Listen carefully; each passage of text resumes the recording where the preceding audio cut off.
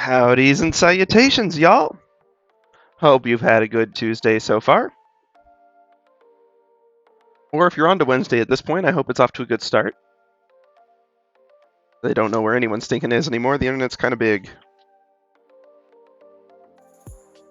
But yeah. I apologize if I'm a little scatterbrained. I've always got the Tuesdays, if you will. Although, all in all, as far as Tuesdays go, this has been one of the better ones. Stuff getting done, stuff that needs to get done, and actually got non-zero. Well, I consistently get non-zero, but got decent sleep yesterday. So yeah, hopefully we'll be able to jump right in. The other thing I managed to do yesterday, and we'll see if it helps, I make no promises, But I did a few style study sketch things for some different hairstyles and different art styles, just to sort of practice and try to get an idea of how to feel out how we want to light this. I'm gonna have to get creative with it. But, I mean, it's art, so that's rather the point, isn't it? If I didn't have to get creative with it, then it'd be a rather dull experience, all in all. Although y'all may have guessed I also enjoy the technical side, even if I'm not always great at it. But yeah, Tuesday. Also, one more Elden Ring story. Not a big story, but, you know, it's endgame. I've been messing around with the armors and stuff. So at some point, at the end of every Souls-like game, you always end up just cosplaying the characters you've defeated. It's just inevitable. No matter what your build was, at some point you end up as Ornstein and also Artorias and also just everyone else. Depending on the game, of course. Be a little hard to be Ornstein in DS2. Actually, it wouldn't be at all. Or in 3. In Bloodborne, though, it'd be tricky. In any case, so I was messing around with that, and I've got Malekith's set, which is a really stinking cool-looking set, and I wish that I'd... Honestly, I kind of wish I hadn't mimic-tiered that fight. Looks like it would be a really fun fight. Tough, don't get me wrong, but I don't know, I was fairly durable at that point. Knock on wood. I mean, Placidusax kept absolutely KOing my Mimic right away because my Mimic wasn't smart enough to dodge fire. Don't know what that says about me. Anyway, but I got Malekith's armor, and Malekith, as many of y'all know, carries Destined Death, and apparently his armor does after he dies, because anytime I tried to put it on, Elden Ring instantly crashed. I'm talking not even like, admittedly the first time it just froze, but it was like no lag, no delay, no slowdown, just like gone. And the second time I was like, well, okay, maybe it was just a coincidence. And so I moved over and I clicked on it, and then the window was just gone. Like, no delay or anything, just zoop. So I guess I won't be cosplaying Malekith. I don't know if anyone else has had that issue. Malekith armor crashes Elden Ring. I'm gonna look that up actually, because that's a weird problem, right? Like, that's not normal.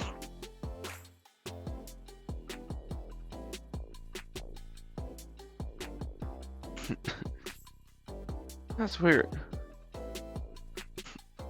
Elden Ring equipping armor crash fix. Okay, apparently this is a thing, although I think it seems to be different for everyone.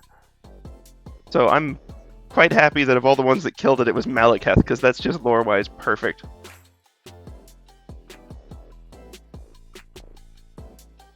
Yeah, I guess you just gotta verify the game files. Okay. Or validate them. It'll fix it.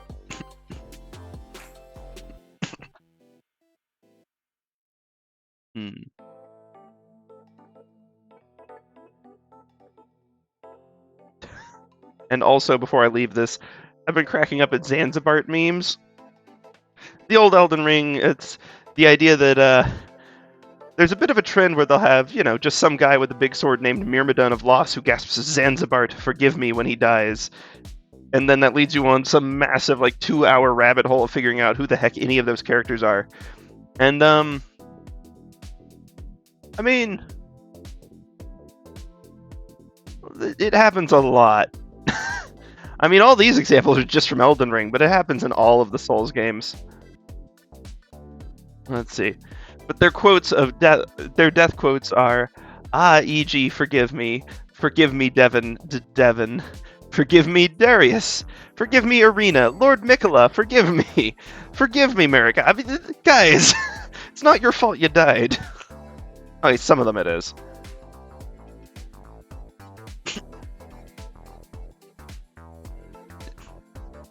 Yeah, someone made a good point. If they break the first rule of Souls, if you take a swing at the player, you die.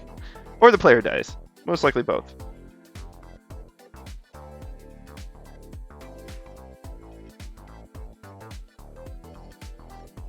Let's see.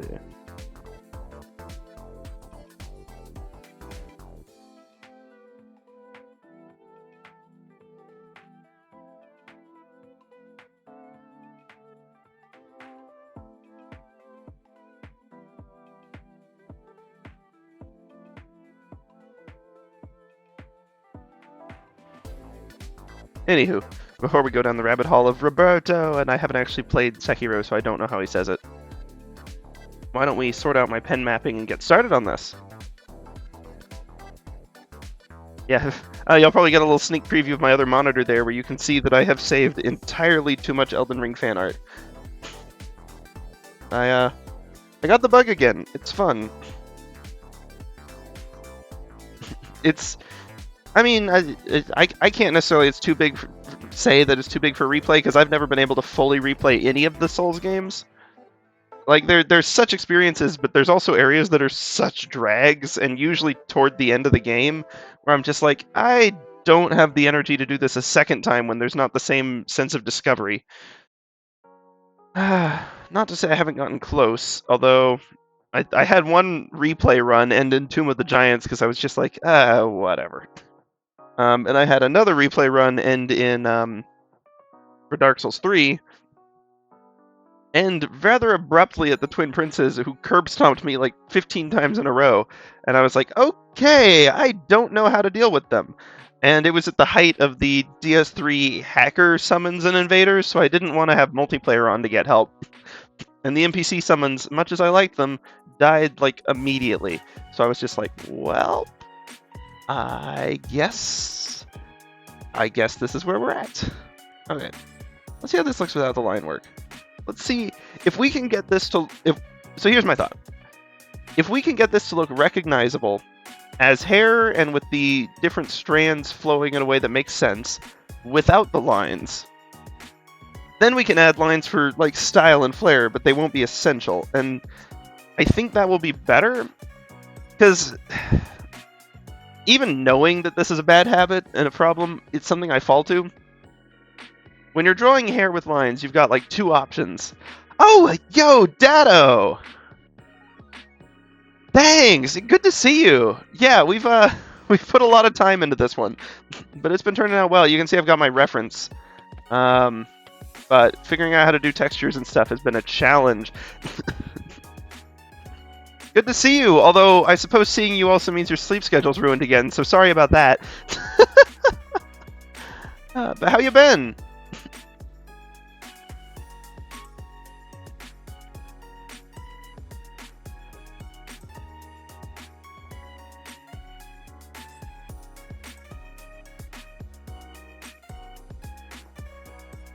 Let's see.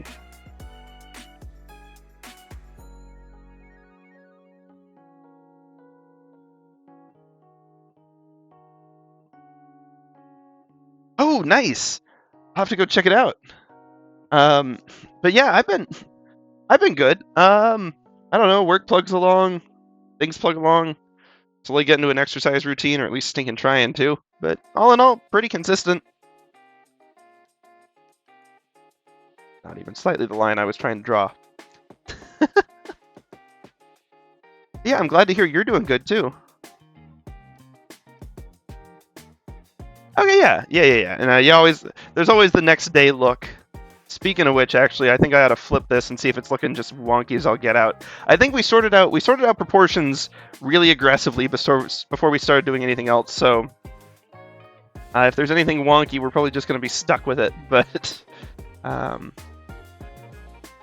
let's see. I always forget how to actually flip the whole image. Shows that I don't do it enough.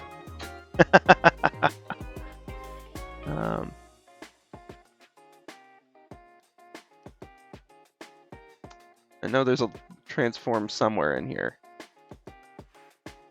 Oh. Yeah, it's... I should do it more.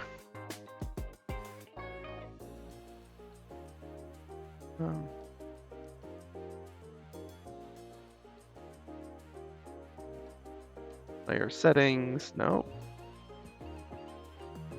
No, it's not really layer mask. Ay.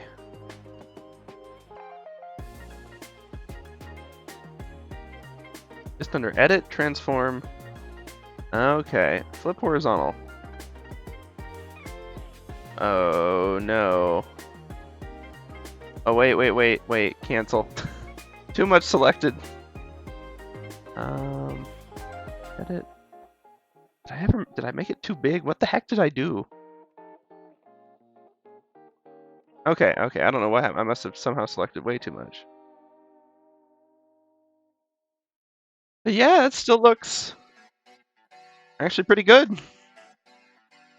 I mean, I obviously need to sort out the hair. And the helmet's, I guess, a little splotchy for the lighting on the actual metal. I could clean up under the feather a little bit. But otherwise, it's doing what I wanted to do, I think. It only took 4 weeks. Took longer than actually fighting Malenia. Well, that's interesting. I didn't realize it'd do like a select like that. I was thinking all the fur tests. Ay. Actually, this one doesn't look nearly as bad now that we got the undercolors in. Interesting. Still not including it. Ooh boy. But yeah, no, this is basically what I've been doing all month, is just plugging away on this. I had to take a break from Blender, partly because it's not really what I'm trying to learn right now. It's a fun thing on the side, but it's not my top priority. And honestly, my top priority is getting ready for Art Fight. And as much as Blender could do that, I'm not anywhere near, and I can't dedicate the time to it.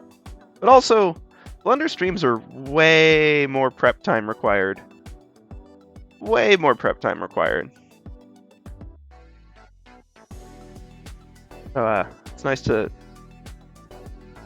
Yeah, I do it once in a blue moon, but I don't know, I enjoy it, but it's definitely something that I need to plan a lot more, and I haven't had the energy to do that. Yeah, Blender's the 3D one. I mean, it could do 2D, and I'd love to learn Grease Pencil, which is their 2D tool plus a bunch more cool stuff. But one thing at a time. I'd also love to learn animation, but if I attempt to do that at the same time as all this, I'm going to lose my mind. So let's get some more colors in here, and then we'll start thinking about shapes, little shapes. But yeah, no, Blender is kind of a side project. It's a fun side project, one I'd love to dedicate more time to, but it's not my main deal.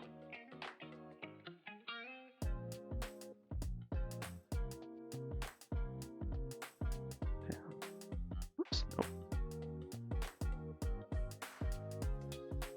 Now we just need to use the eraser to sharpen these a little bit.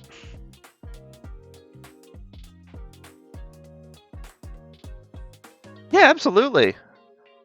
Give me just a sec. Yeah, let me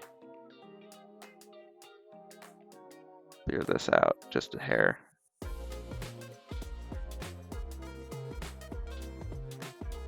I cleared out just a hair. That wasn't on purpose. It was just an innate bad pun, because I live for bad puns.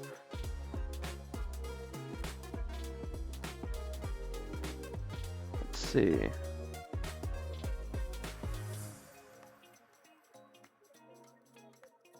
I need to figure out a social media presence better, but like, I am so not good with social media. Absolutely just wipes me out.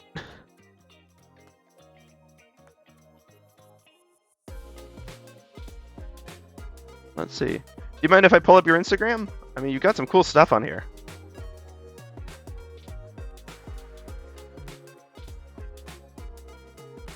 Ooh, okay. I mean, they're all fire in their own way. But yeah, okay, let me crack open Discord.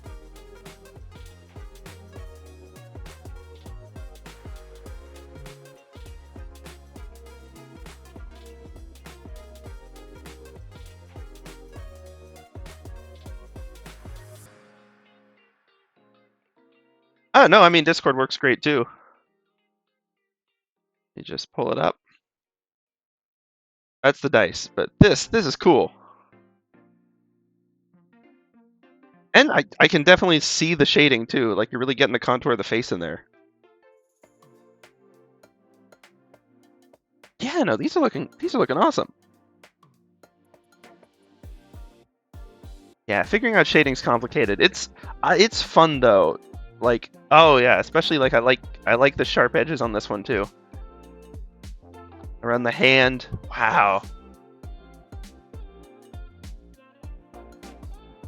Yeah, I know, right? Oh, stinking lighting. It's got a clear light source on this one though, and it looks good in the background too. The little particles in here as well. Yeah, lighting. I mean, that's been like my stinking challenge with this one is figuring out different lighting on different materials. I'm figuring out how the stinking fur. That was a nightmare. But then figuring out how to do it on the fabric and on the helmet with the metal and everything. Oh, it's complicated. It's fun though. It's the kind of thing that I enjoy thinking about.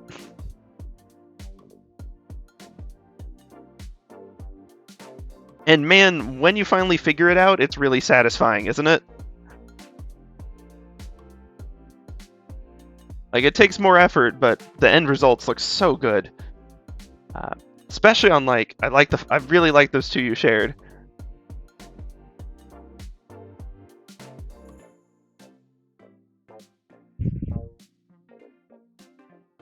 Just gotta figure out how to get it to work on here.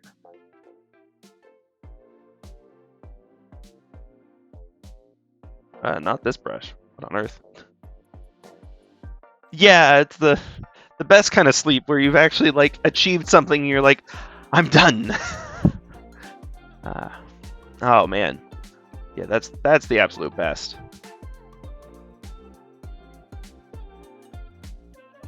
We can add a little character to it. See if that looks good or looks terrible. Probably bad if I do too many. I should just do solo one and make it bigger.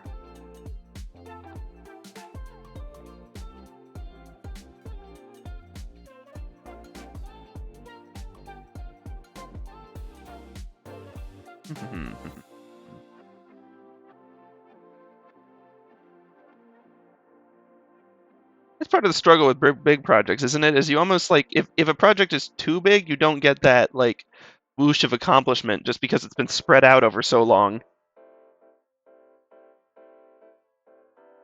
Like you know how I've been drawing Elden Ring stuff for like ages and talking about it? I only finally beat it this week. The game is too big, and like there's I'm excited about it, but there's not been just that like feeling of triumph. It's been more like a feeling of finally, finally. But it's not quite the same.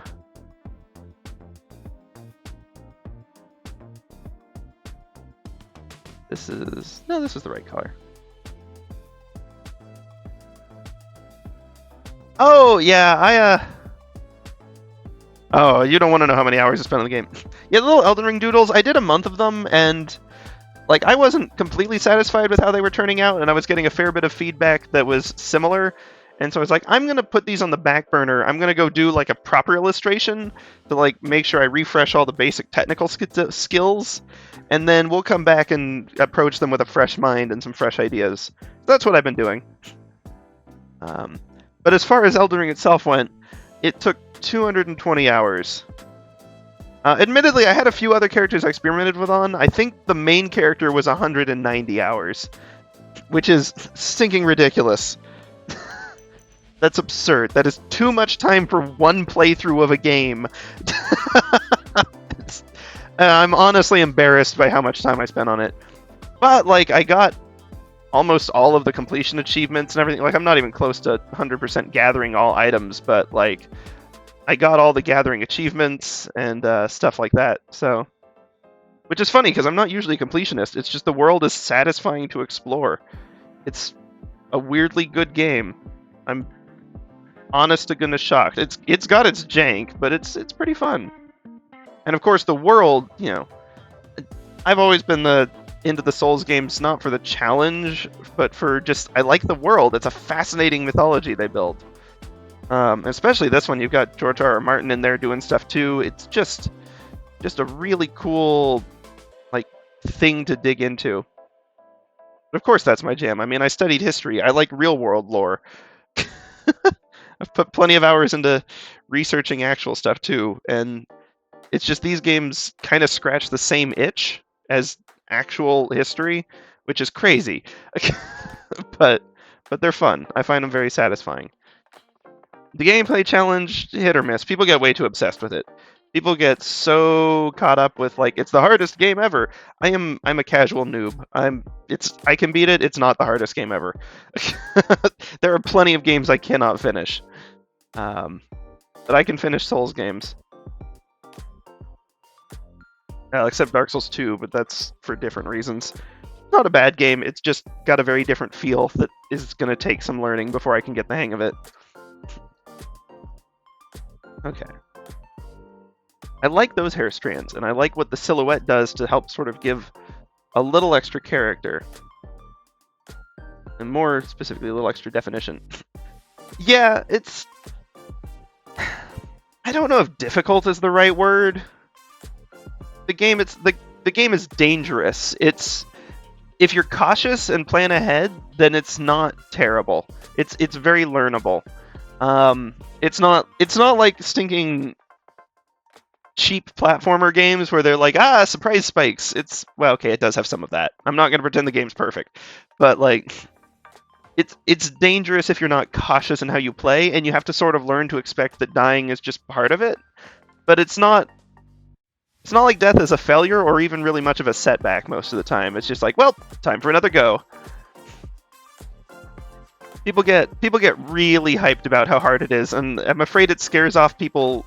Like, it almost scared me off. I almost never even played... When I first heard about Dark Souls, I was like, there's no way I'd play that. That looks like some hyper gamer game that I would hate. Especially because of the way people talked about it.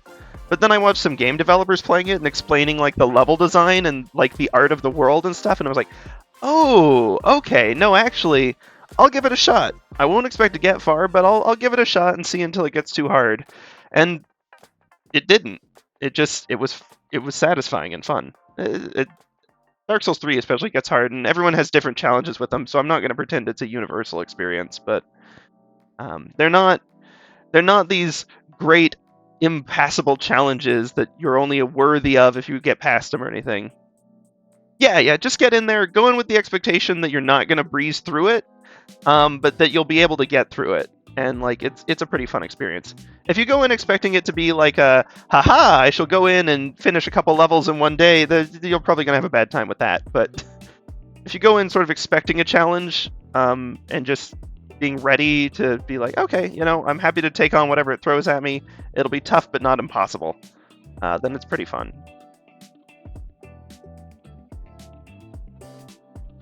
But it's definitely one of those ones where I doubt they ever do a free weekend, but if you're at an event or a party or something and someone has it, it's a fun one to try, just to mess around with a little bit. I will say, some people make the game really stinking hard, like the person who plays it using a Dance Dance Revolution controller. That is actually ridiculous, and it cracks me the heck up that people do it. It's also got to be, like, one of the hardest physical workouts of all time. Thinking, how good a shape do you have to be in to finish a boss fight by dancing at it, Hot cocoa is almost like a snack as a drink anyway. It'll be a good one.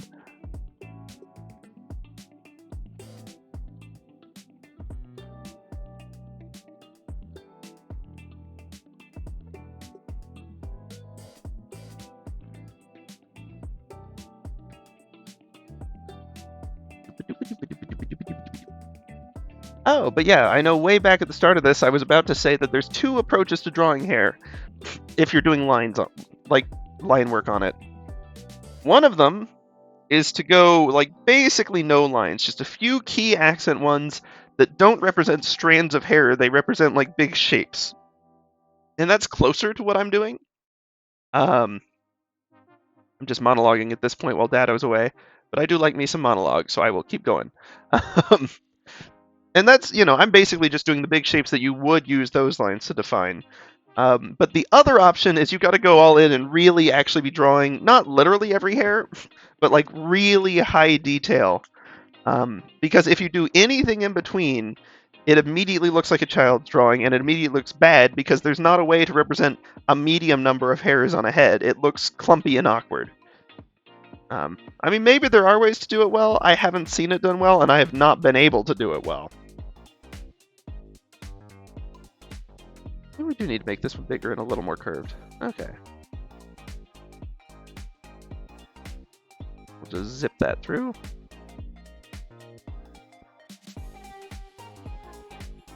Given the motion, it feels like it should actually be curling down as well. We'll do that.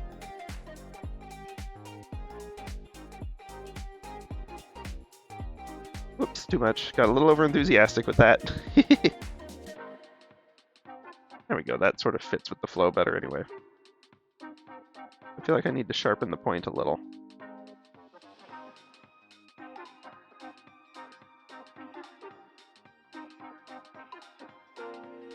Do that, and then we'll even proper sharpen it. There we go, that should look better.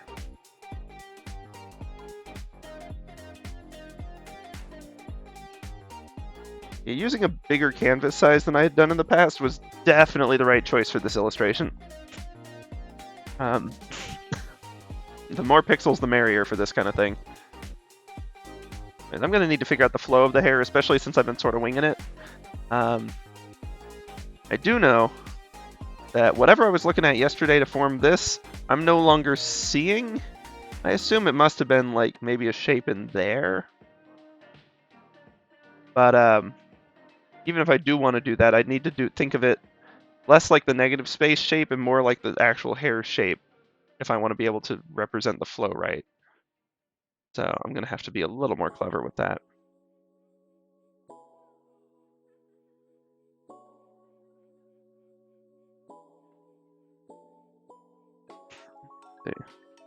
We can even sort of imply some more like of the strand shapes in here.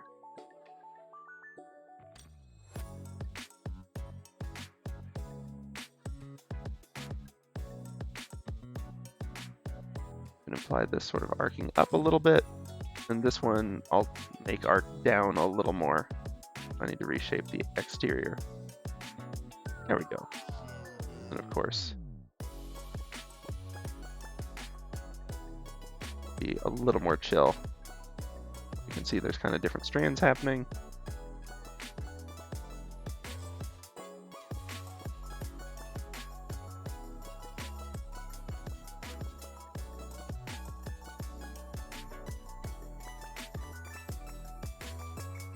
I'm gonna have to sort out this transition, of course, which is something that is doable. But a nice sharp edge on it will probably be, well, not a horizontal sharp edge like someone thinking took two separate pieces of clay and just shoved them together, but like a smoother edge that actually makes sense with the lighting might be a good choice here. Not that bright though. Gotta remember our context. It makes sense if the light started out on the top. You can bring it more down here. And then we'll even bring the darker part way up.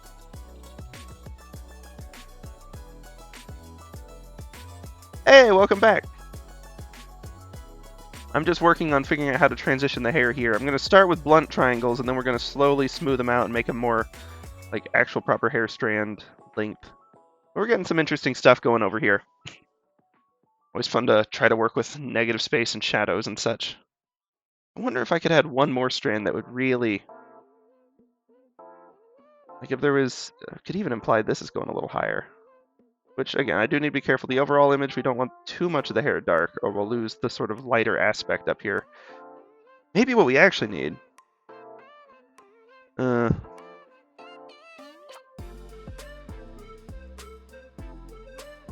a lighter one that maybe goes like this. I'm just sort of feeling it out with the hair. It's probably obvious.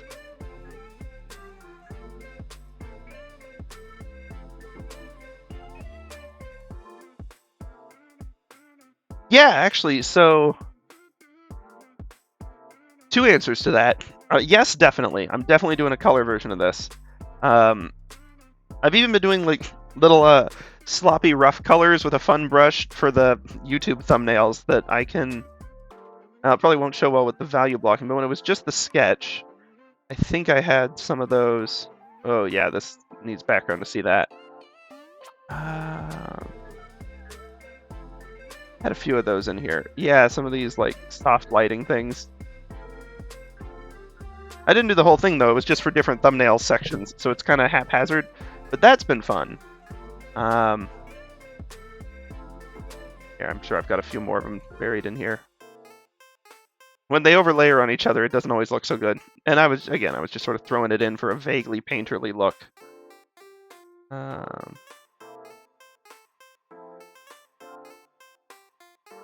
know I had one for the pauldron somewhere in here. Oh, yeah, pauldron. Zoop.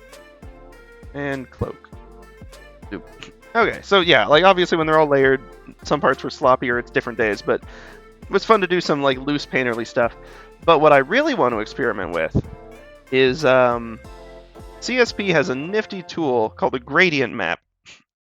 And so if I figure out all of my values for black and white and get all those filled in, then I can basically get it to automatically translate those to colors, and I can choose exactly like which color corresponds with which values and different things. It won't work one-to-one on this, but it'd be an interesting sort of thing. It's a tool I want to mess with, and this is a good opportunity to mess with it. So,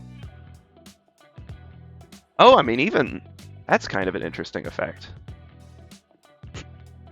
Yeah. Yeah, that may be a later this week thing or early next week. It depends a lot on how long the hair takes.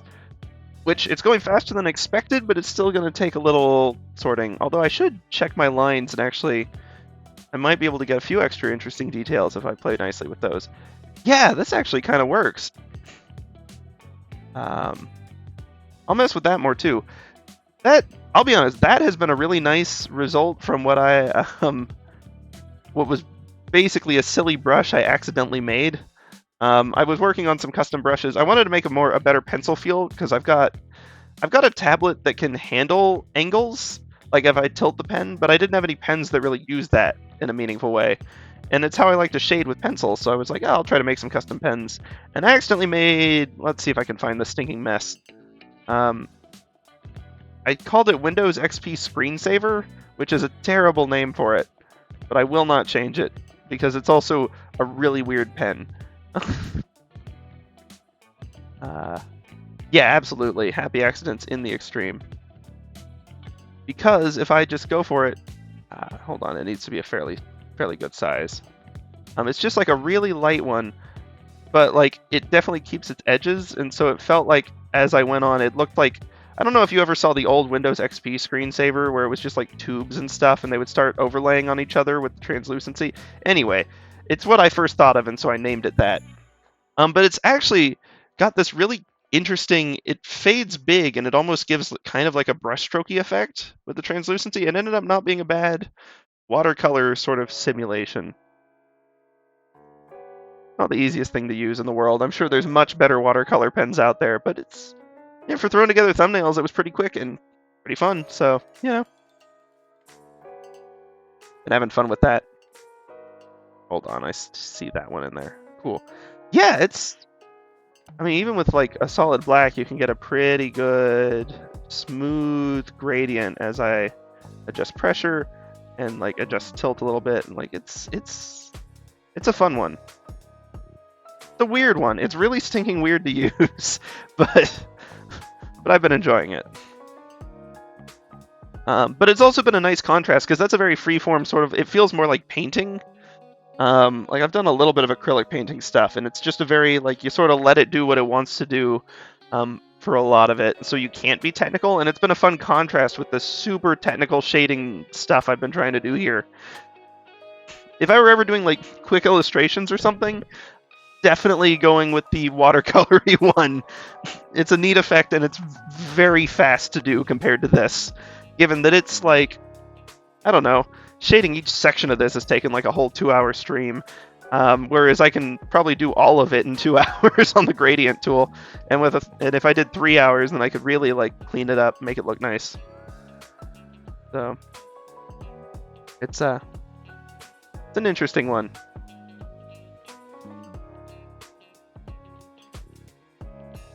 Oh, for sure, for sure.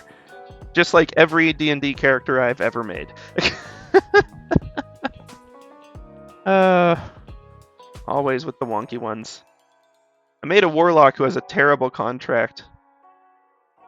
I don't mean like an evil curse or anything. I just mean like it's literally a contract where it agrees like I pay X gold and I'm allowed to deal X damage.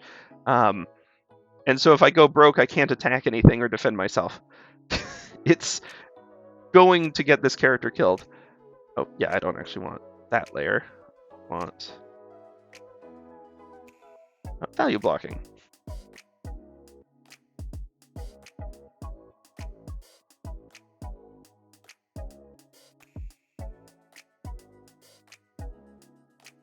Yeah.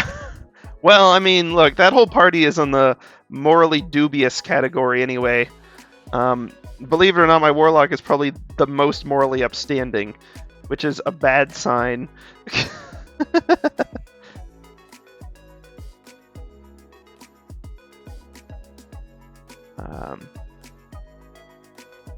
But yeah, that D&D game, there's some people in the party who are actual just menaces.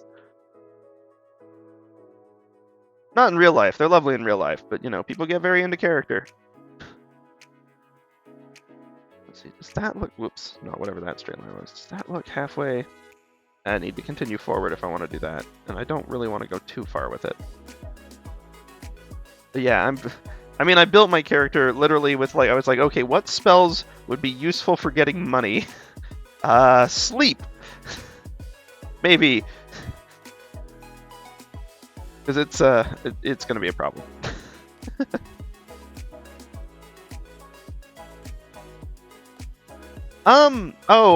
Almost never. I mean, I don't do online text ones. I've got a weekly Discord meetup online with some friends that has been going for like 3 years across 2 different D&D groups. And before that, back when I was a little kid, well, not that little, but when I was much younger and just getting into D&D, Minecraft was big. And so my friends and I would go and build out our world maps in Minecraft, because it's still a grid, so it translates nicely to D&D. And you can build like the full temples and everything grand, and then we'd go and actually play in it with our characters. It was wild. It was very fun. It took a ridiculous amount of time to prep for it, because you weren't just drawing a map, you were having to build a whole stinking like model of a city and stuff every time. But it was absolutely awesome. Haven't found a D&D game quite that immersive ever since. But I no longer have, you know... Well, apparently I have 220 free hours to play stinking Elden Ring, but that was over the course of an entire year. D&D's fun. I mean, okay, I guess I have to caveat that one. D&D is so many different things because it's literally a different game depending on who you play it with. Some people home rule everything, some people are very strict to the rules, some people focus a lot on combat or story or a mix, and different personality clashes get along well. But if you find the right group of people, then it's a lot of fun. And if you find the wrong group of people, then it's just like, oh well, we can try something else. I'm a dungeon master because for a long time I couldn't find anyone to play with, and so I was just like, heck with it, I'll run my own games. Although I've been a player a little bit again recently, but I went like 6 years without actually being a player. It was fun though. It's a fun game in its own right, being the DM. More work though, definitely more work. I don't think these are believable hairs when I've got this as a hair silhouette thing already. I need to make these, well, this is also kind of a tube of hair, so maybe if we have like a little bit of a stray one poking out, it'll be more plausible. Have to be on the bottom based on the direction. Oh, nice! Yeah, that'd be an absolute blast. Yeah, some of the most fun stuff in D&D is when you like take it and you're like, okay, we're gonna do a specific theme variant with it and just sing and have fun. And it makes it exciting, because as much as I love D&D, it can get a little lost in the same medieval fantasy worlds. So it's cool to see someone mixing it up. Oh, nice. Yeah, that'll be cool. They released an official spin-off of D&D that's specifically designed based on Dark Souls, and it actually looks like it would be kind of terrible, but I got the book anyway just because it's got some fun inspiration and funky ideas. But, like, it's... Dark Souls is designed with the idea in mind that you'll, die a bunch of times learning how to do different things.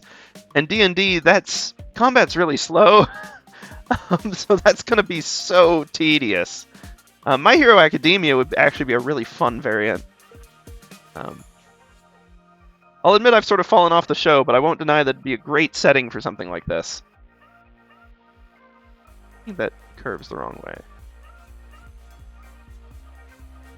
But it gives a little extra character in this area, so that's good.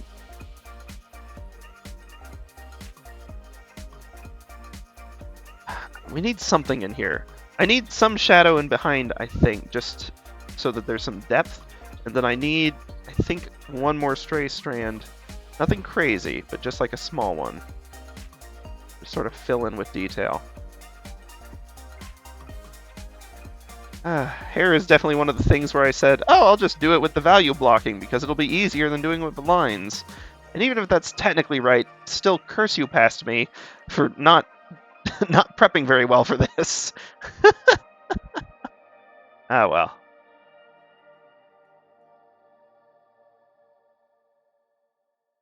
Yeah, I hope you'll have fun with the My Hero Academia one.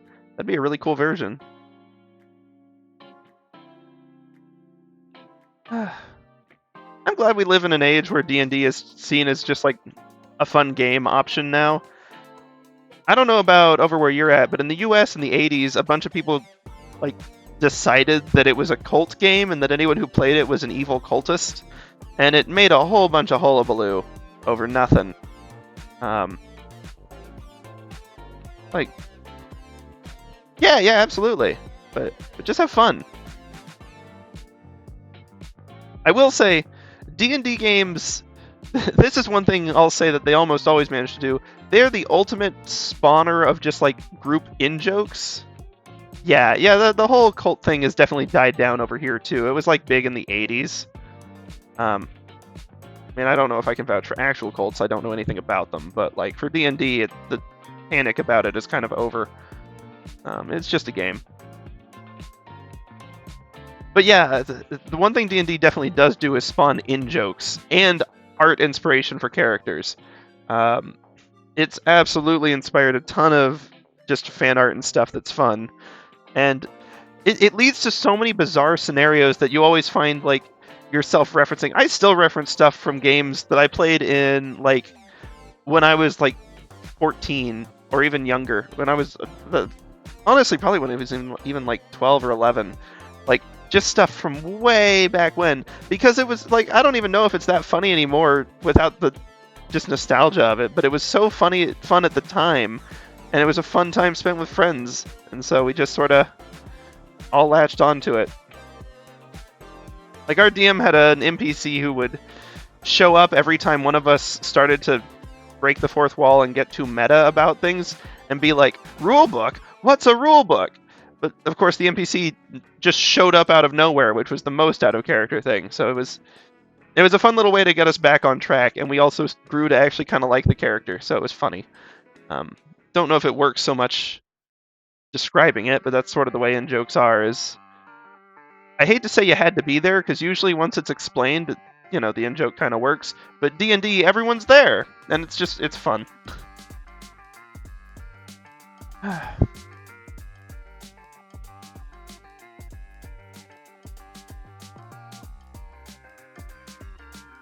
But I hope it goes well. I'm sure it will. Like, people have gotten pretty good with it. Yeah. But, every game is different, so just, like... I don't know, you know your friends better than I know your friends, so you know them. I'm sure it'll be good.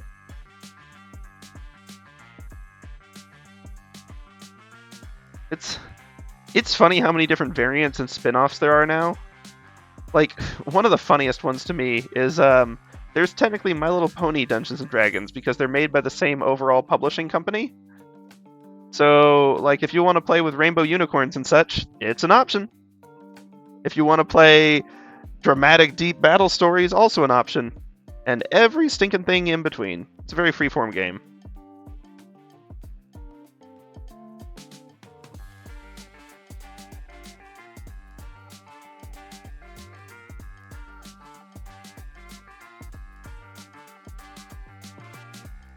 Okay, good. Getting a little light texture in there.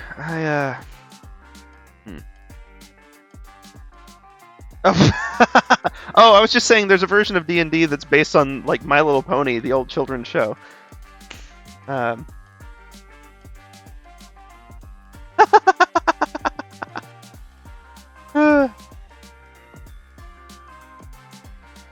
yeah, nah.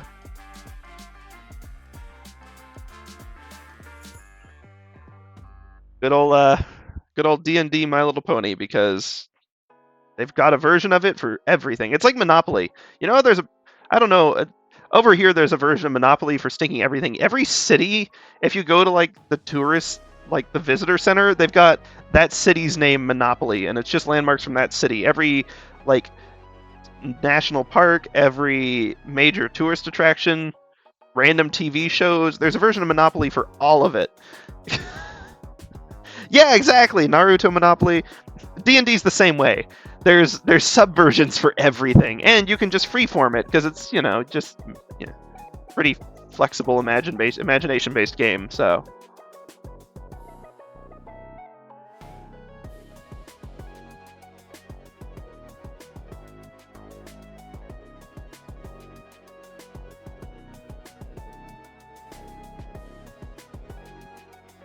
let's see.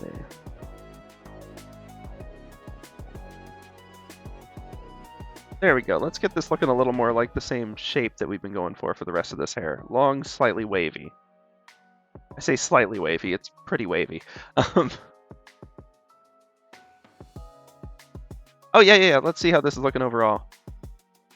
We're getting there. If I hide the line work, let's see how it... Where the heck did the line work go? There it is. It's starting to be, like, the hair's recognizable patterns even without the lines, so we're getting there. Thanks, yeah.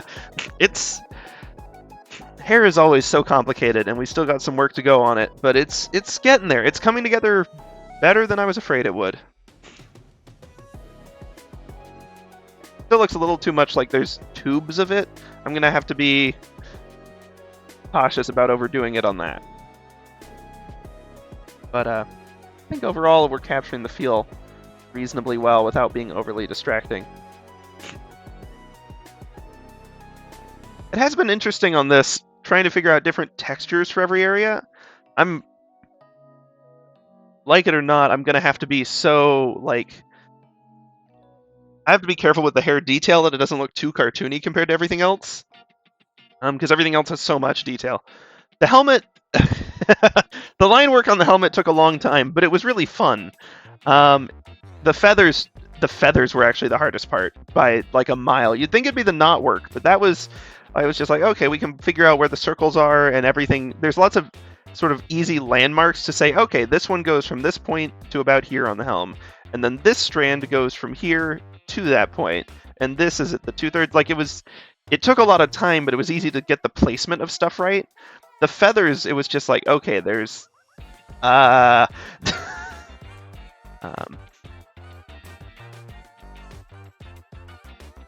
fur as well. I spent so long trying to get a good texture for this fur cloak before I finally just literally gave up and was just like, scribbles. And it looked better than all of the other texture attempts I did. And I was like, well, that was an hour and a half well spent.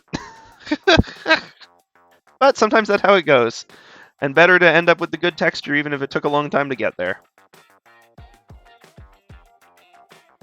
But yeah, stinking Malenia's helmet. Holy cow. And now that I've finally beaten the boss in the game, I can get, like, reference image pictures of it from screenshots. I couldn't do that for the whole time I was drawing this up to this point, other than just what Google had, which was not great options. So it's, been fun. This was probably, like, especially, like, even with the line work, but either way, really cool. Oh yeah, this is actually I think this was actually in the trailer, but this is literally just what she looks like in the game. This is a boss named Malenia. I wish I was clever enough to invent this character on my own, but no, she's very cool. Also regarded as possibly the hardest boss in the game. But yeah, her fight is okay. Phase 1 is awesome. Phase 2, the character design, they went some weird places, but like Phase 1, she absolutely wrecks people. People just like seeing comments on like forums and stuff about Malenia is the saddest thing, because like I don't want to revel in people being sad, but people reach a breaking point with this boss, and I'm like, how do I offer encouragement? Because y'all can get past it, but this one really is as hard as people act. Like a lot of stuff in Elden Ring and Dark Souls is not as difficult as people hype it up to be, especially once you get the hang of it. Malenia is just stinking hard. I think she killed me 15 times. Which is not ideal. But yeah, stinking Malenia fights. Although the game also has you interesting hitboxes where you can dodge some of her attacks by emoting. Someone figured out that if you lay down flat on your back using an emote, all but one of her attacks will miss you. Which is just the silliest thing in the world. It's so ridiculous looking. But yeah, no, it's definitely a fight that you sort of gotta. It's one that people spend a lot of time preparing for, because Malenia is just really tough. See if I can find a decent GIF of the fight or something. Yeah, that that about sums it up. She's got a couple of moves people don't like, but I apologize for the terrible quality of this being, but like, she's difficult.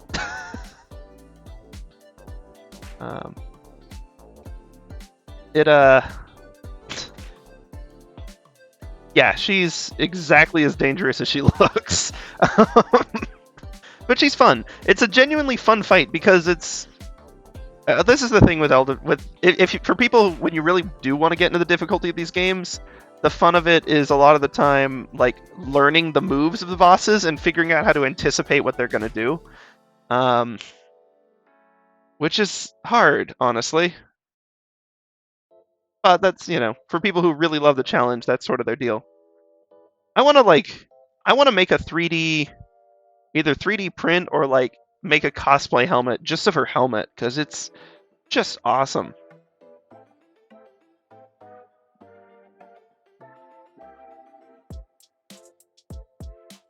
Yeah, I mean that's really the way to do it. Even people who are good at these games rarely first try a boss, because you've got to figure out what they're gonna do. Like, got one more GIF I gotta show, because she's got one attack that drives people up a wall, and it's because it's this. What do you do against that? The player's doing the correct thing, which is running. just scoot. Get away. Yeah. She doesn't move that fast all the time, but she's got one attack she can go into that, basically, it's called Waterfowl Dance, I think. Yeah. Elden Ring bosses get their own, like, anime-named attacks and stuff. But it's like actually trying to fight stinking Goku. It's just, they'll absolutely just kill you. But they'll, eventually you get the equipment, preparedness, and everything that you can counteract it. But the first go is always just like, what am I stepping into?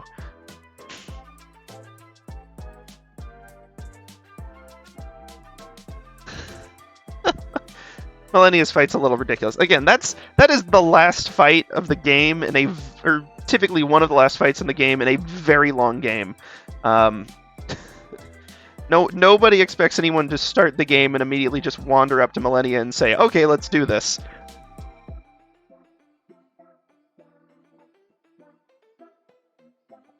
By that point, everyone's had plenty of time to sort of figure out controls and find weapons they like and level up and prepare and all that jazz. Because Tinking Waterfall Dance.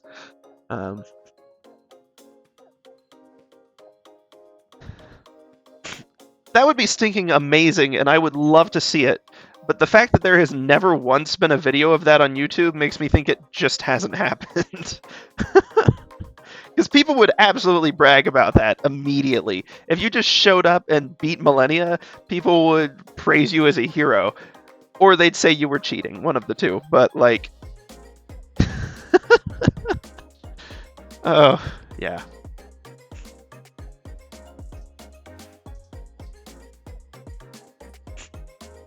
I mean, some people do really well on the first run. Some people just have a knack for it. I've got one friend who just, like, absolutely...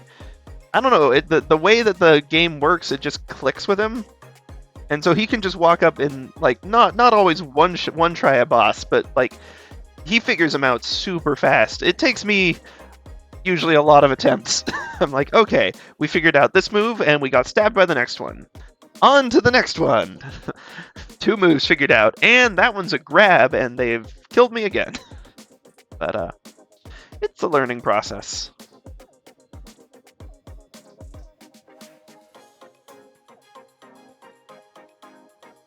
Yeah.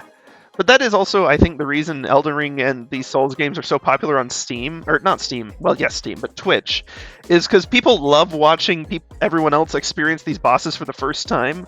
Because once you know how to do the fight, you're like, I understand how to anticipate this. But there's fun in the excitement of learning it the first time, and so people sort of live vicariously. The problem is commenters who know how to do the fights sometimes get a little obnoxious about it, and they're like, what do you mean you died to that? It's obvious. You just dodge roll 6 times and then put your shield up to block the 7th attack. And everyone else is like, how are you supposed to know that when you start? Sure, if you've died to the boss 15 times, then you'll figure out that that's how you do it. But, like, people get a little too, people backseat game on Souls games worse than any stinking other game series I've ever seen. It gets so bad. Yeah, exactly. It's just, you've got to go in first time and psychically know that the boss in the second phase, like, has a backstab move that it didn't use before. Like, no, of course you're not going to know that. No one knows that. Even if chat shouts it at them, they're not going to know what it looks like. So, I don't know. I should stream some... I know I streamed Elden Ring once a long time back. It'd be fun to do that on, like, not in the way of the art streams, because I want to actually get the art practice. But maybe once I recover and, you know, finish all the stuff I should have been doing when I was playing Elden Ring, then I can take some time and do some, like, fun off streams with it. Because now that I know the world and know the bosses, maybe they'll kill me less than 15 times. That's wishful thinking. They'll definitely kill me a bunch still. Yeah, absolutely. It'd be fun.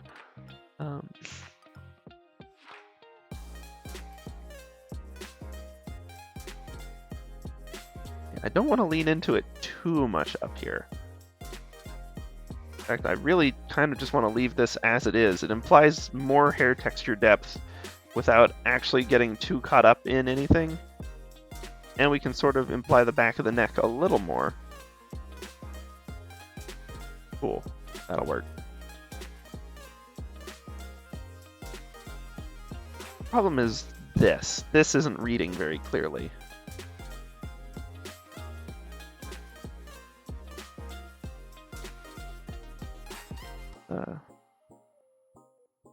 Keep on. I'm gonna try making this solid and then having a different way of showing that highlight. We'll put a lighter hair in there so it still gets the highlight in the right spot without literally like just being a big old bright patch that looks out of place and jarring and kind of kills the rhythm.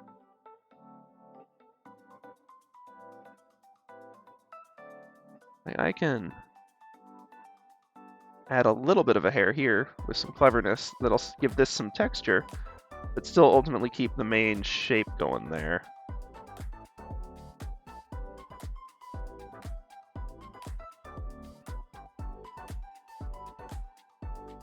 That's not great.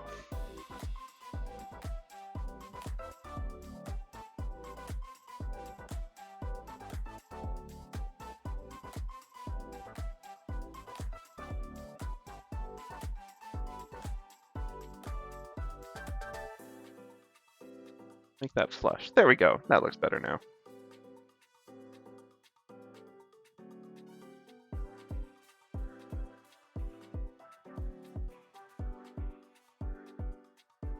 Oh, yeah. Good luck. Hope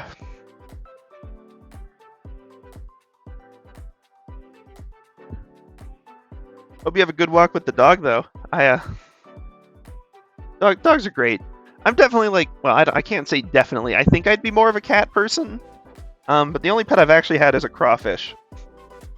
For various allergy reasons. Which, weirdly, there are crawfish in Elden Ring, but unlike my pet, they shoot you from a distance. So, like, I like my old pet better. I mean, I haven't had a pet crawfish in a long time, but back when I did have a pet, that was a cute one.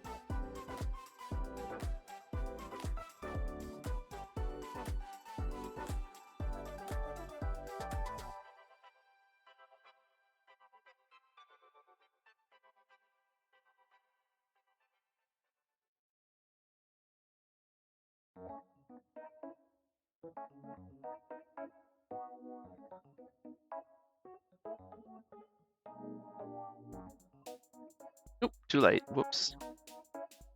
And I know it's getting real late for you, so, like, if you got a drop, by all means. But, it's been fun chatting. It's been fun to see you. Oh, yep. Back to sleep. So much for walkies, then.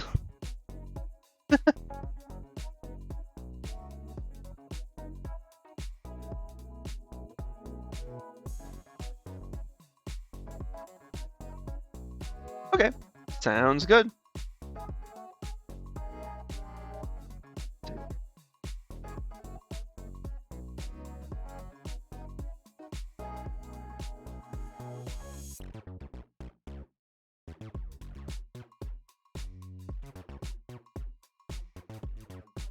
Getting a little more detail in there. Maybe we add a stray one on the back here. There's space for it. I just worry it'd break up the shape too much, so I'd have to be careful with it. Be a fairly faint one.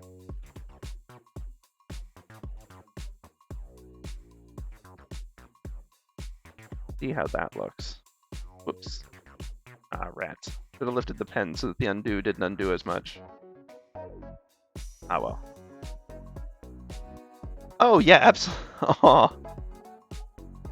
Yeah, absolutely. We'll have to pull that up on Discord. Always love to see pet pics.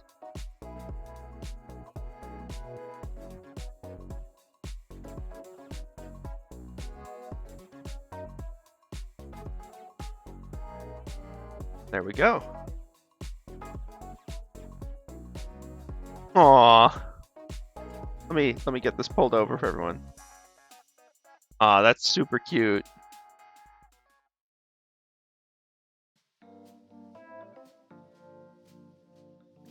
Looks like a good pupper.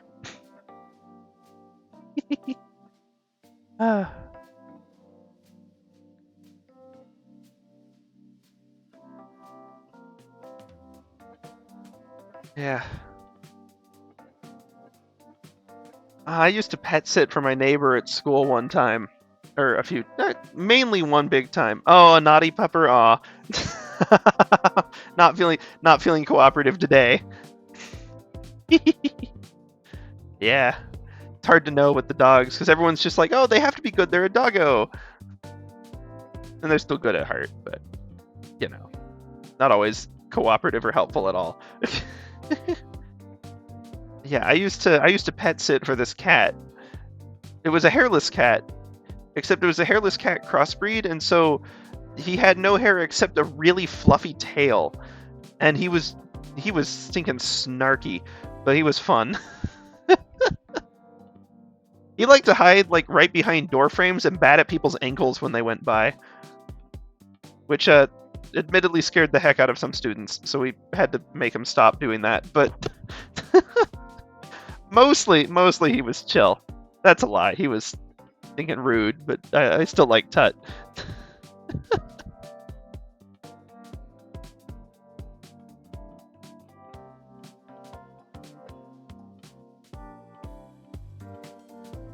We'll see if this is too much dark, too high up. It might be too bold, but try to keep it fairly light or fairly faint. A little bit of shadow in here, give it a little extra oomph.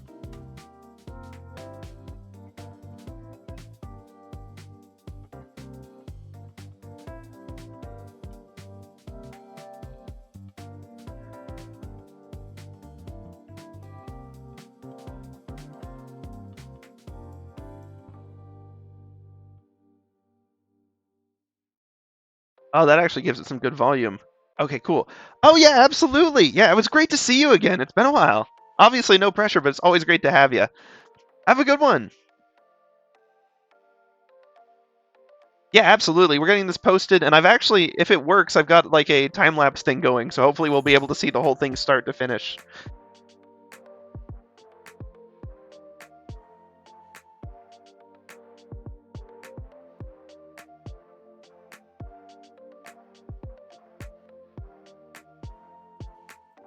Yeah.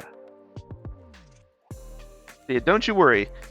Even if you can't make the stream, you'll definitely get to see the results.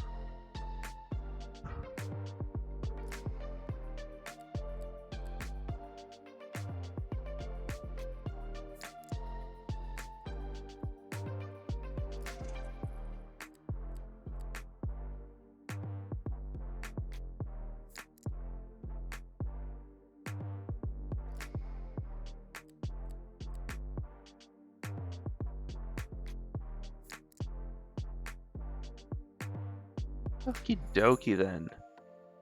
Let's see. Trying some. I realize this is more of an anime style highlight, but Elden Ring is loosely anime style game anyway. I mean, it's not like magical girls type anime style. I guess except in the literal sense of Renala being a magical lady. But and Selen. And Radigan, depending on how you count it. But no, it's definitely got anime influence on it, no question. So we'll see if this works or not.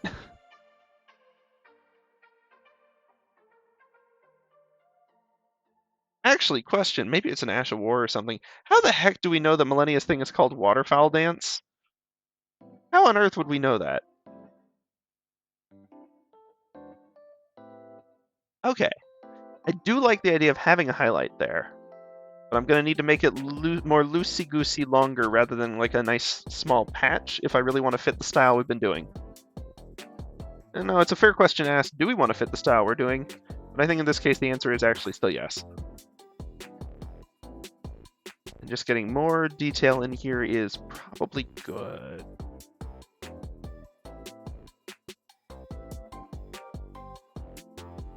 Okay, let's see.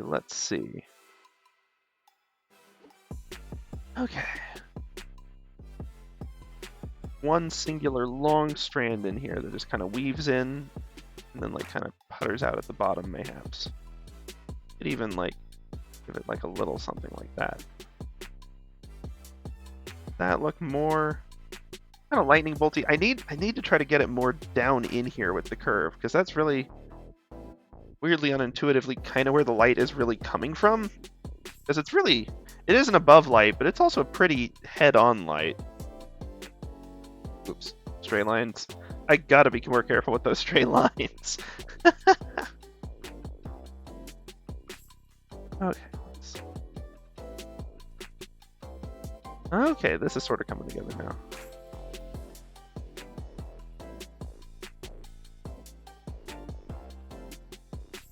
Shouldn't take lines slow like that, but this one's small enough and its precision is not that important.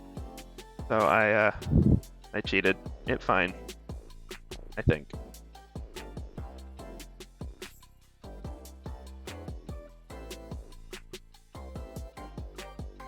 We'll need to get like a little bit on these to help them pop. Maybe on some of the stray hairs a little bit. There's sort of some of that going on. not as bold a highlight as this. But honestly, I could make this a bolder highlight if I wanted to. I've just been trying to save the really bold ones for the front half as much as possible to draw the eye that way. Although I notice I used one down here. Or maybe that's not a max bold, is it? That's second to max. It's just everything around it is so dark, it looks really bold by comparison. Interesting. Okay. Well, at this rate, we might even get to gradient maps today. I wouldn't count on it. I'm still going to have to take a break at some point to drink some water, use the restroom, all that jazz. Not actually play jazz, most likely, though. Nothing wrong with jazz. Actually, I do have a decent bit of like smooth jazz type stuff in my playlist now that I think about it. Not on the stream playlist, obviously.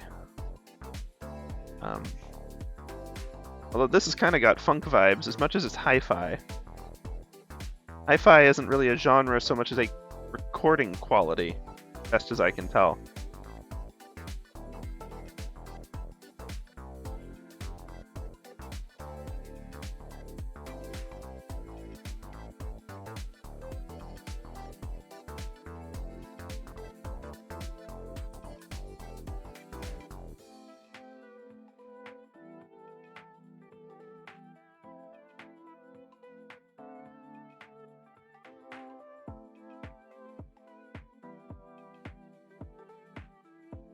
And that gives that a little more form too.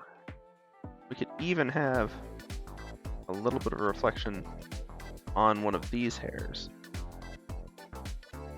Sort of help figure out the hierarchy of layers here, because I'll admit this hierarchy of layers gets a little tangled, which is fine, that's actually kind of the point, but still would be good to make things clear where possible. So let's go ahead and fill these in, see how it's looking from a distance. And then I can tell that my neck is getting sore because my posture has been bad today. Not so much during stream, although I definitely was hunched over it more than I ought to be. But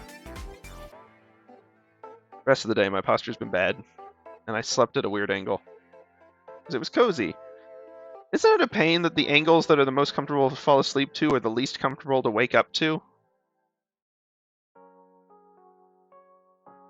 Like, it is hard for me to fall asleep just like flat on my back, but it is absolutely the best way to start a morning. Suppose it depends on mattress quality a little bit, but in my case, yeah, absolutely.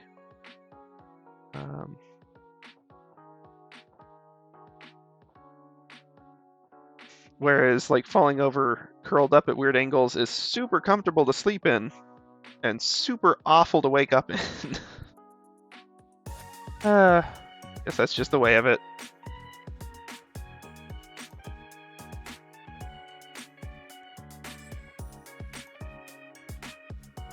I like this song in particular. It's got a kind of like end of a show that's ending on an upbeat note, and while you're sad that you're not going to get any more show, you're happy that the characters are all getting good endings vibe to it.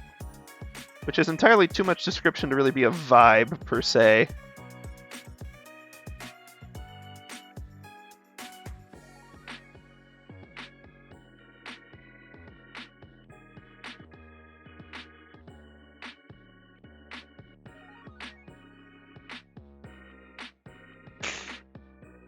Okay, I'm liking that. That's a hair with some proper texture. I'm not going to try to make that pun again. It was incredibly horrible. Almost to the point of being completely incomprehensible.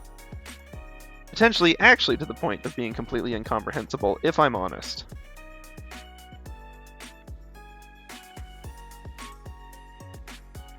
Let's see, yeah, it goes over it, but it doesn't actually obscure it, so we'll try to stay true to that.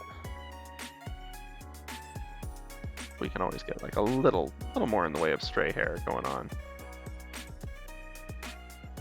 Especially if they're at an angle that matches the existing curve of the shape, so it doesn't break up the overall form when we're zoomed out, but it adds a nice little bit of kick when we're zoomed in.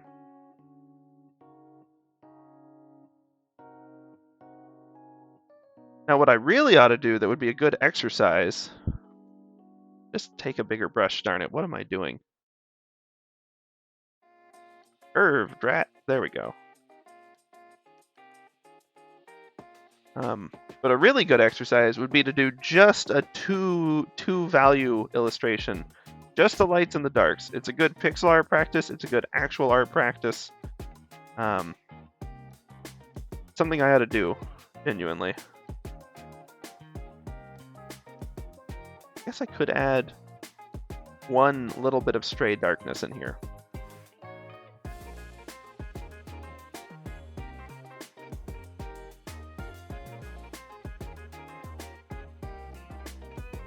Of course, it wouldn't be pure darkness, because some of it would be that lighter hair showing through. Now, wouldn't it? Just interesting.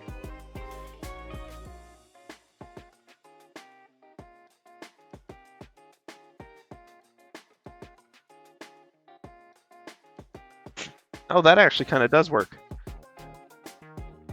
Okay, okay. Whew, I may leave it at that for now. We're gonna go take a quick break. A little late, but got to stretch and all that jazz again. I say almost going off on the same tangent I went on earlier. And then we'll come back. We'll do sort of a recap. Any touch-ups we see, anything that we ought to tweak. And then I'm thinking next time, that'll be a fun Thursday stream, we start getting into our saturations and hues and maybe that gradient map. We may even look at the gradient map tonight because I'm fairly confident it won't get us to the final result that we want. However, I think it'll be still worth experimenting with. The reason it won't get to the exact result we want is because, I mean, we could still get a cool effect with it, honestly, if we do some, like, a clever monochrome type deal. Something to think about. But we're not going to be able to match literally the Malenia reference image with it because, well, because our values don't actually line up with hues. This is red. This same gray is actually also red, but a different one. This same gray is gray. This same gray is beige, brownish beige, depending. Oh, I learned more about this now that I've actually defeated her and have the outfit. This is not what I thought it was, but this still kind of works for it because we were still focusing on observation, so it's fine. This light is not the same color as the highlights in the hair, all that jazz. This is a shadow. This is not a shadow. Well, it's a little shadow, but it's mostly the color of the lip. Whereas the same color, obviously, down here is the fur and shaded red fabric. So, like, just doing a mapping where we say, okay, this hue is this color, and this hue is this, or this value is this hue color, this value is this hue color. That won't get us anywhere good. It will look bad. But if we do it where we're saying, like, oh, we kind of play off either her golden or her red theme, and we map stuff to that, we can get some, we'll get some interesting results, I think. But it's going to require me to be smart with a color palette, and I'm usually not actually that smart with a color palette, much as I like to pretend I am. And much as I would really want to be and learn how, I have tried so hard to figure out how to make good color palettes. And I can make a good one at random, but if I'm trying to get a specific, like, from a good foundation color, I am not good at it. So it's something I need to work on. But we'll talk about that more after the break, so I hope to see y'all on the flip side.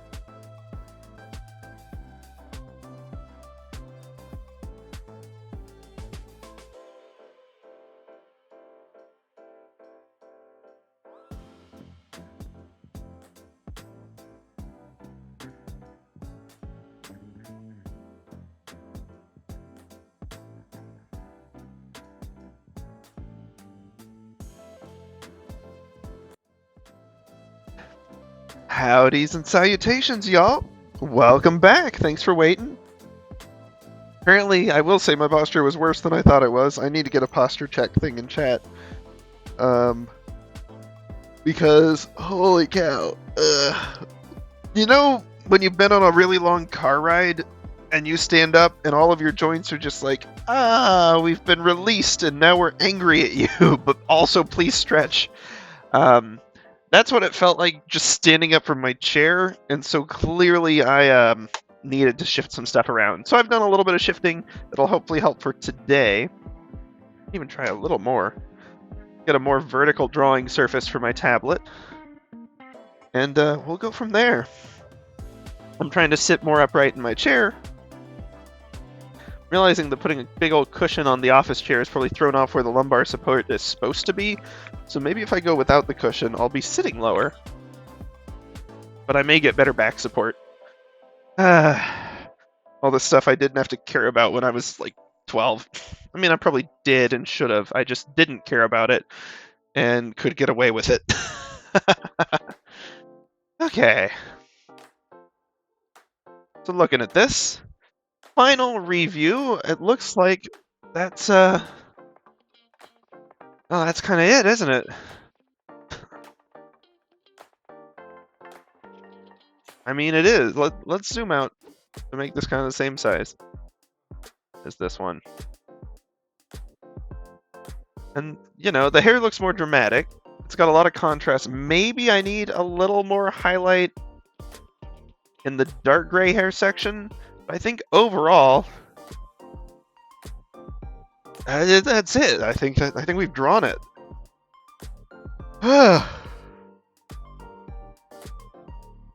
This feels a lot like those milestones we were talking about earlier with Datto.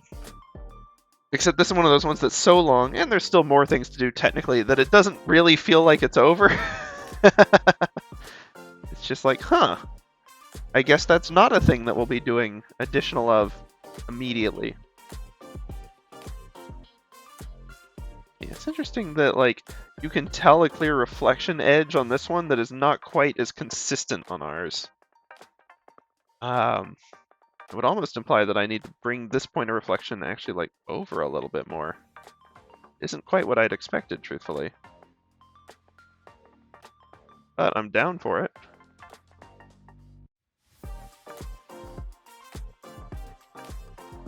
Give a little bit of texture to it. See how that works. If it doesn't work, and we'll tweak it.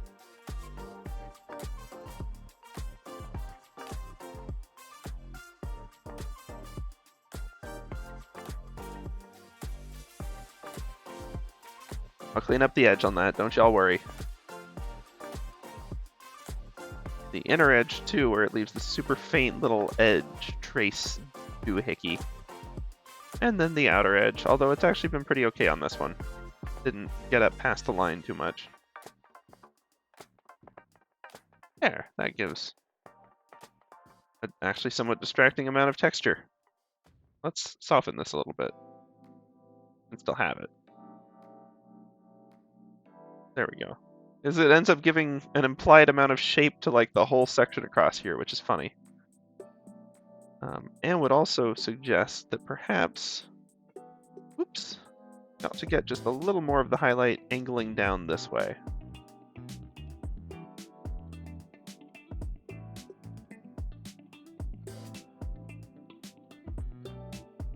There we go. Now the rim kind of works better. Get an overall curve. Yeah.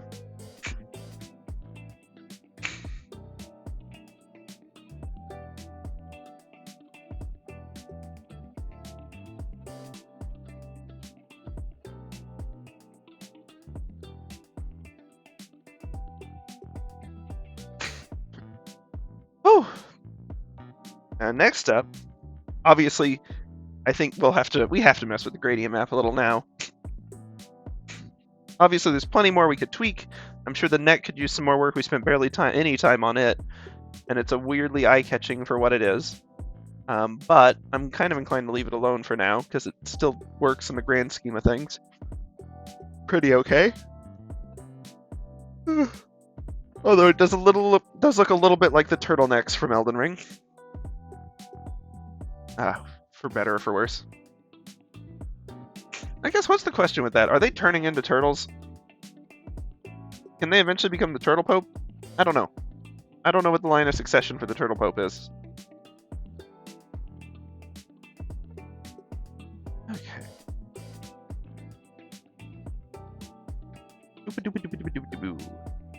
I guess I need to open my notes on the gradient map. I prepared them just in case we got this far, but I wasn't actually sure we would. Edit tonal corrections gradient map. This will be a fun time. Oh, Alt 6 color. Yeah, it actually kind of looks too muted now in the grand scheme of things. I'm glad we stuck with 5. That's why we do stuff on separate layers, I say, as I put all of this on the value blocking layer.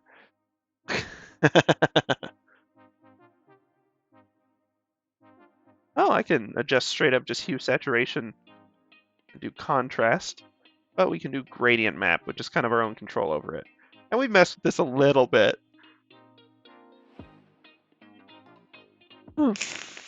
Hey, blue Malenia. Oh, wait, what am I doing? I gotta like triple tap for the. I'm just gonna use the mouse. Ooh, that kind of works. I like that one too, although it looks like it belongs with Moogs. That one's a little too bold. Oh, okay. Now we're getting somewhere. If we tweaked this so the lower ranges started shifting into the reds, this would actually look really cool. So that's Sunset Gold. We'll think of that as a start. That looks awesome and also kind of synth-wavy. Actually, check that. It kind of does synth-wavy. It looks more like Outrun, but still good. Oh. So now you see why I was having a lot of fun just going for it with the value, or just doing values, because look at what you can do once you have that. Like, we can do our own colors, of course, too, but like these are really... Ooh, I like that one. And that one kind of looks like the proper pale gold, although it is stinking blindingly bright. Sunrise purple, as opposed to sunset purple.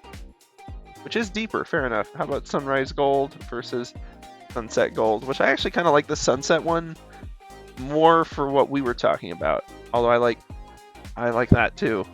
But sunset gold. And then let's do some tweaks.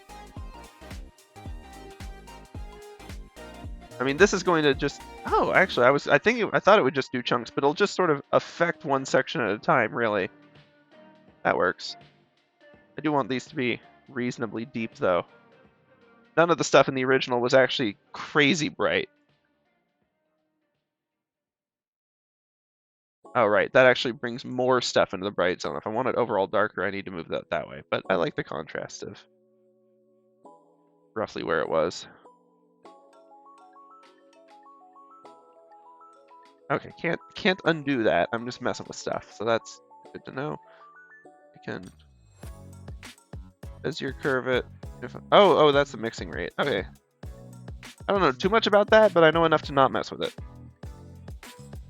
We can go back to Sunset Gold, and hopefully my tweaks haven't permanently affected it. Let's see, so that's there. If we do this, and then we go somewhere else, and then we go back to Sunset. Good. We can also reverse the gradient to get... I hate that. I hate underlit Malenia. No. Do not like.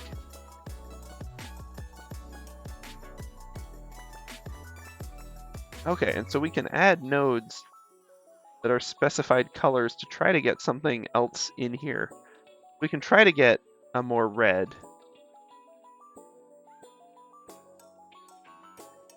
It's still that deep red.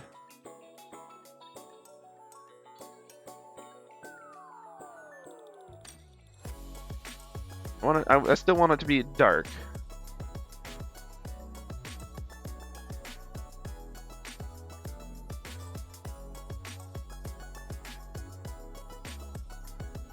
There we go.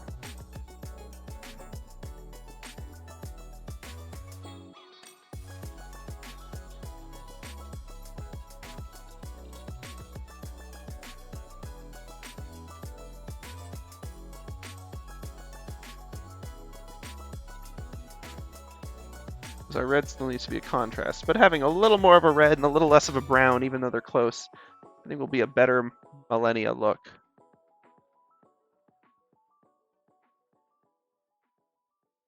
And obviously we can make it...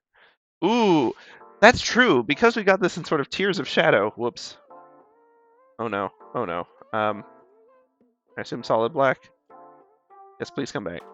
Okay, good. We'll tweak different reds in here too. This may just not be quite the right hue for what we're looking for. But we can slowly like block more off, oops, if we extend how much of it falls into this range. And we could have really deep shadows. If I bring the black almost up on that. Or if we even like, ooh, that one being red is a pretty good tier. But like we can go where it's just like the accent. Oh, that's kind of a cool effect too. It almost, with just the metal highlights, it almost looks like this is shattering. Obviously, it'd be better if this had a little more of a gold to it. But now it almost seems like the sunset is coming in. We're getting more and more dark shades until it's just the accents, which I think we've got too few of the really bright accents for it to work like that. But you could get like a pretty faint... Oh, that's interesting. Although, the chin highlight looks like a little derpy mouth at the bottom going like nyam nyam nyam nyam nyam, which isn't quite the effect I was going for.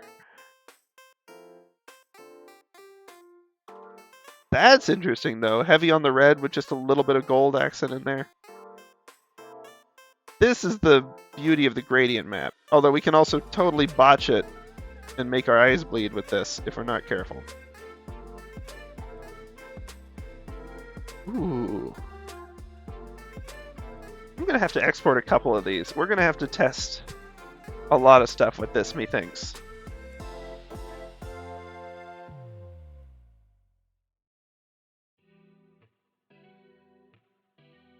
Okay.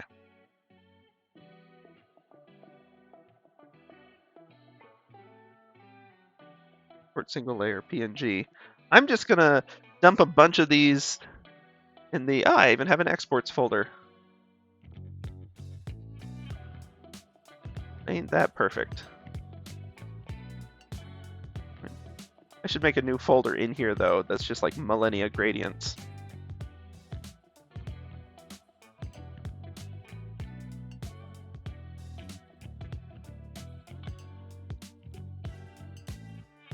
Let's see, it is 23 point February point 21st. Wow.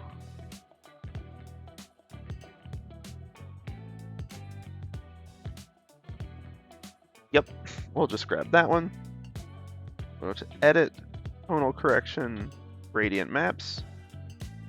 And we can restart. Interesting that it doesn't save it. I guess there's a thing I would have to do to lock it if I wanted to do that, which is fine. So I'm only editing the first node when I do this. I can make it like super bright then and it'll wash out everything like garbage. Okay, cool. Good to know. It'd be kind of nice if you could just set an underlying hue and it would figure out the other ones. Interesting. I think that just grabbed the gray and specified color.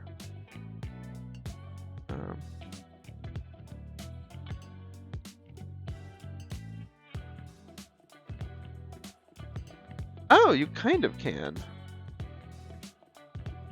I don't think this is really affecting everything though. It's just affecting those dark patches that fall into this. Okay. Midday sky. We've of course got the wonderful sunset. Sunset dark, sunset red, and sunset gold.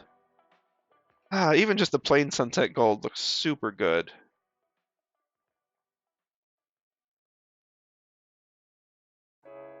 Ooh, so much to experiment with here. I was wondering if... I forgot they had agreement. It kind of looks like a really janky Statue of Liberty. Man, if the US had a giant Malenia statue, or if Elden Ring had the Statue of Liberty, those would both be really funny. Weird alternate histories.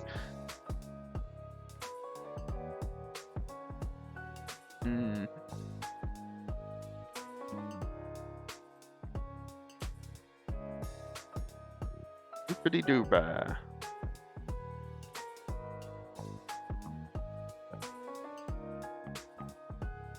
Aw, Duolingo out here being considerate. I got a text from Duolingo, but it's their notification that these notifications don't seem to be working, so we'll stop sending them. That's very kind of them. I do need to brush up on my German a little bit, though.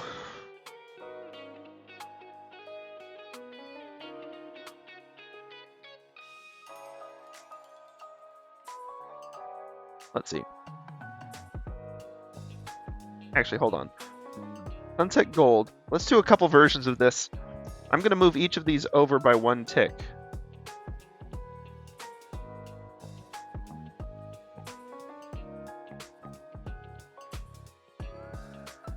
Maybe 2 ticks even.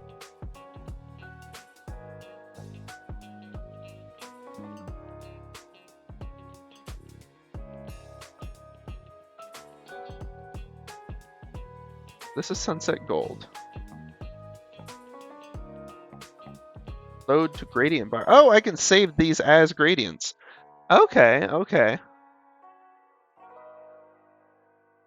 But hold on, let's file, export single layer, PNG. Exports, Malenia gradients. 3.2.21, and yeah, golden A. And then we're going to do the same thing again. Edit tonal correction, gradient map. We're going back to Sunset Gold, and we're just going to move them over 1. And then I'm going to do this until I've got a nice little, like, gradient of gradients.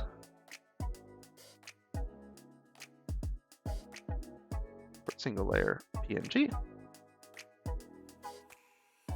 I would like to do an actual, like, proper coloring of this at some point too, but these gradient maps are really fun and a useful tool if I ever have to, like, do quick title cards and stuff that I need to remember. And yeah, golden B. Or just quick stuff for a presentation. Like, there's lots of options with this. B. Nope, I don't want to export it again. I actually want to edit tonal correction, gradient map. This will get us some good muscle memory on how to get to this too.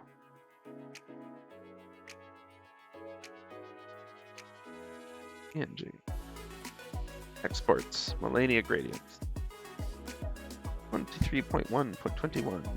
Malenia, golden, D. File. Sorry, edit. Tonal correction. Gradient map. Ooh, binarization. Okay, I'm going to click that. I think I know what that does. We're going to do this first. So now we're going to move everything this way 1.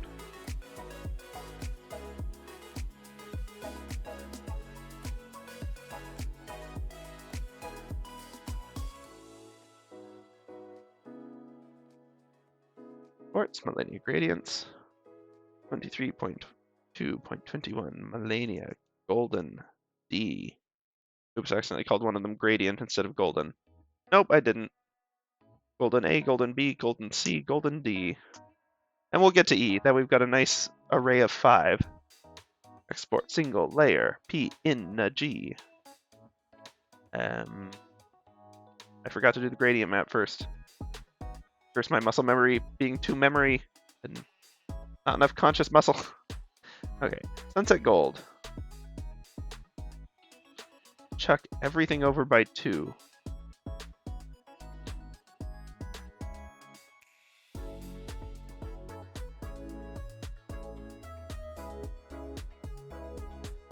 Single layer, PNG. Exports, gradients. 23.2.21, Malenia, yeah, golden E.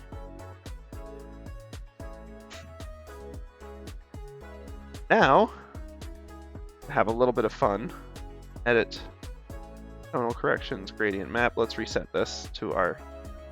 Actually, I wonder if there's just a clear gradient map, or if this is... Is this the same gradients we used? Doesn't feel like it, because this is way too dark. As is this. Okay. Edit. Tonal corrections. Gradient map.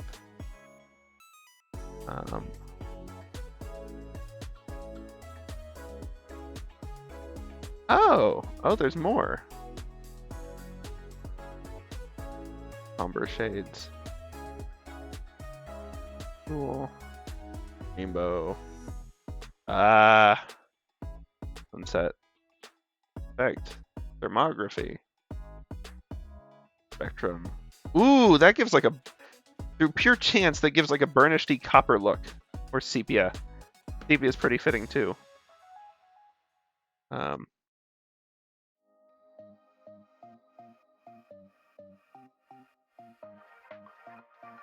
Let's see. I'm going to look up how to clear a gradient map in CSP.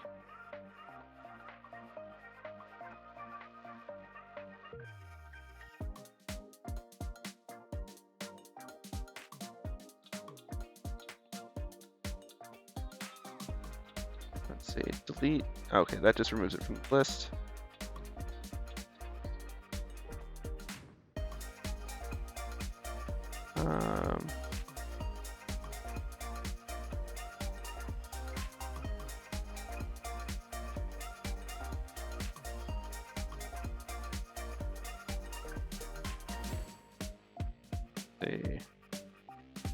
CSP remove gradient. Uh-oh.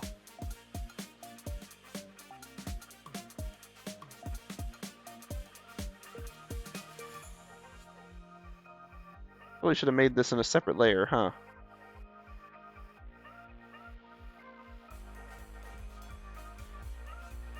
New layer gradient. Oh, well, no, that's... Okay, hold on. Remove gradient map.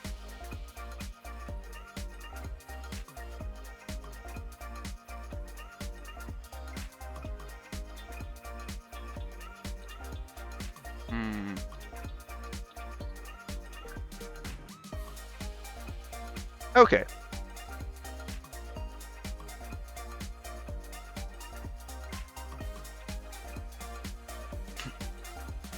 There we are, back to our original. I'll, guess I ought to be careful with that in the future. That's good to know. But I am going to do one fun thing. Ooh, that's nice.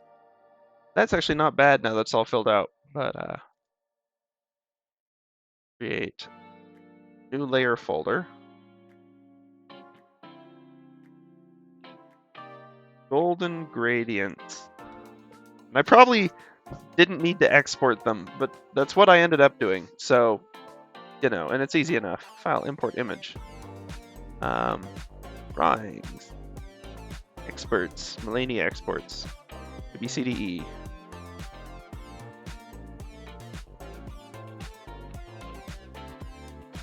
They're all in exactly the same place, although you can see a little bit of the golden edging around glowing, which is fun. But let's sort these in order. Hey, they make some amount of sense to me.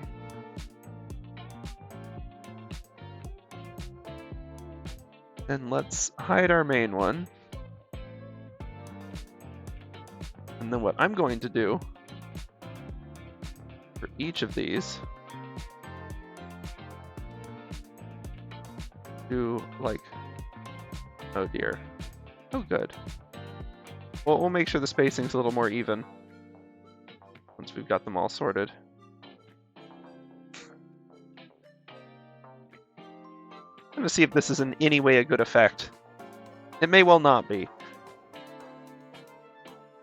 Especially because the lights on these two are very similar, and the max white highlight is pretty much always that. But maybe we can do something a little more interesting.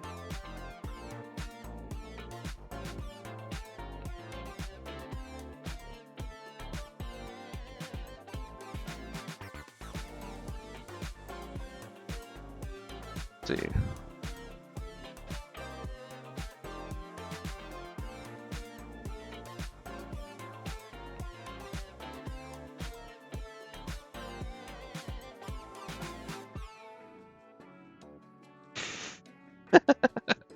I mean, that does get the direction of motion. Maybe we'd want them in the opposite order? Probably not, actually. Hold on, because that's just going to pretty much entirely block the one below it. Block the one below it. Block the one below it. Block the one below it. But maybe we do want the dark one on top, but in where the bottom one is. Also don't know that that's right, but maybe it would be. I mean, it would better track the flow of the lighting that we've sort of been establishing. I'll line that up with that right there.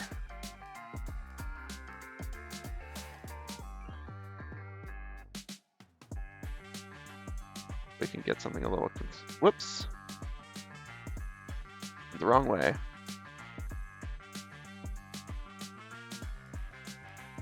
And when I say that right there, for the record, I'm using a specific feather on the sort of Valkyrie wing. It's interesting that the lighting actually looks bolder on these ones without this one. Huh. This one almost feels like it ought to be like second to bottom.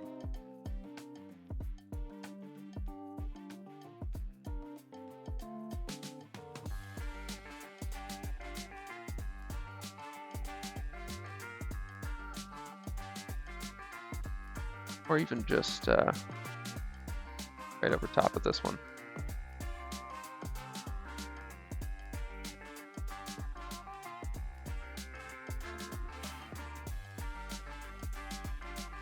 You can tell this is lighter though, but like overall from the helms it's not bad. Although really it should be 1, 2, 3, 4 by the helms, so I guess that is what it is. Oh well, I feel like we've had some good practice with the gradient maps this go around. Maybe next time we'll try some hues of our own. But it's pretty cool to be this far.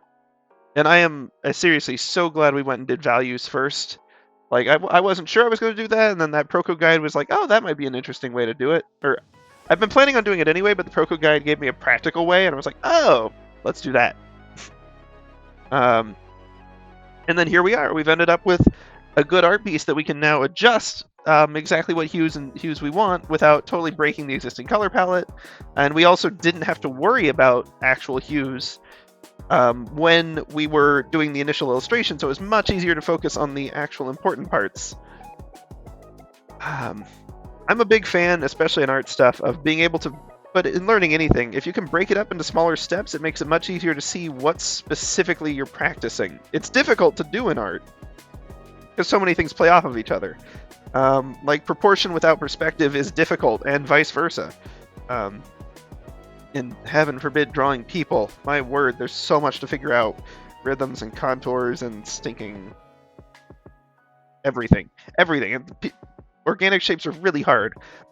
As are just complex shapes in general, which humans happen to be. So the ability to take out a few variables and really focus on value on this one, I think has been a valuable experience. But for real, it's you can tell that my brain is sort of shorting out because we're right at the end of the stream, and I'll admit I'm a little tired, but this has definitely been a lot better than a couple of our past Tuesdays, hasn't it? If I can keep this routine up, it'd be great. No promises though, but hopefully. But yeah, being able to do the values and actually being able to see what the benefit of planning your values is, because I've seen so many YouTube videos where they're like, let's look at some artists' art and see how they used value to like direct your eye, and I'm like, and then they pointed a bunch of stuff and they're like, this one's bright and this one's dark, and I'm like, those are blue and red and they look the same brightness to me. I can't tell. What do you mean? And I have no idea what's happening. It's frustrating. So being able to see it and like really actually figure some of this out, thankfully our reference model here was very helpful and had really good value being used to follow the, I guess, line of action. I mean, it's a simple line of action. It's bottom left to top right. And the value lighting really emphasized that, the moving forward into the challenge, the emphasis on the gold, and not necessarily the underlying ominous red as much. All in all, really, really cool. So I think this has been great. I think it's a technique that I'm going to use on future illustrations. I've come up with a few new techniques that I've been practicing on my own since we did the initial sketch layers, so I think actually sketching stuff might be a little easier, although we'll see. But I think it'll help me manage my detail levels better. in terms of getting stuff placed right before getting into detail, which we did a pretty good job of with this one, but we can always do better. So I think that's going to be it for tonight. That's kind of a nice recap. Oh, and happy Mardi Gras for anyone celebrating that. Hope that it's a good one. And we'll be back on Thursday. Same time, same channel as always. So hope to see y'all then. Have a good one.